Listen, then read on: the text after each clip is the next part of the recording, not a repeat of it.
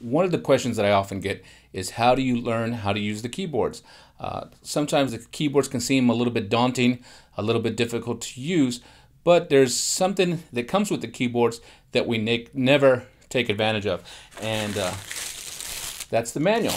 These books that are in here, we never take advantage of them. Okay, it's a lot of times there's a quick start guide, how to install drivers, for example, the bigger owner's manual that lets you get into the book, and also sometimes a supplementary manual. And a lot of times we don't take advantage of this, and I know I get comments from people, well, I never read the manual, I don't need to read the manual. My attitude on this is, look, you spent a lot of money to get this keyboard. You want to use it to create music, possibly fulfill some of your dreams. Take the time, read the book. Okay.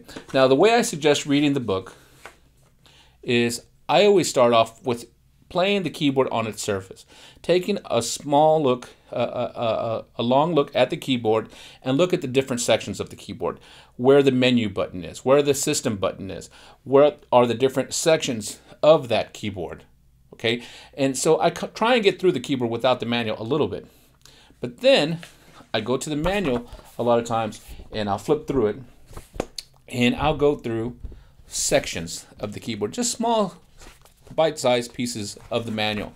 And so I call this my couch time. So I have keyboard time and I have couch time with the book. Okay, so for example, I might come into the book and I want to see what all the top panel means. So I'll look up the top panel and I make sure I understand what that all means. Now, I understand that sometimes these books are kind of Greek to us and we don't understand them, but just take it in small bite-sized chunks and keep trying what the book says, because what's going to happen is when you're just relaxing or just kind of chilling out, sometimes what that book says is going to make a lot of sense. Okay, it's going to make a lot of sense. You're going to have an aha moment, okay, an epiphany, if you will. And the stuff you've been reading that you didn't understand is all of a sudden going to open a lot of different doors on that keyboard.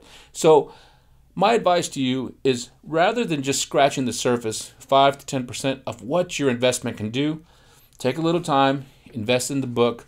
There's a lot of smart people that wrote these manuals and tried to give you the most out of this amazing instrument. So take your time, play the keyboard, play your instrument, but also take a look at the book. They have a lot of different things you can learn from them, and I find myself often going through the books and see what's going on. Also, sometimes these books, they have an index. A lot of times they have an index. Sometimes they'll have a definition guide. If there's certain words you cannot figure out, you can look them up on the internet. You can go to product support. You can follow me on my channel. You know, there's a lot of different places you can go to get help where years ago you couldn't. So once again, if you're trying to learn the keyboard, a little bit of keyboard time, a little bit of manual time, and also use all the different resources that are available, like the company websites, YouTube videos that people like me put out, and just be open to learn, because the more you learn, the more you earn. All right, take care.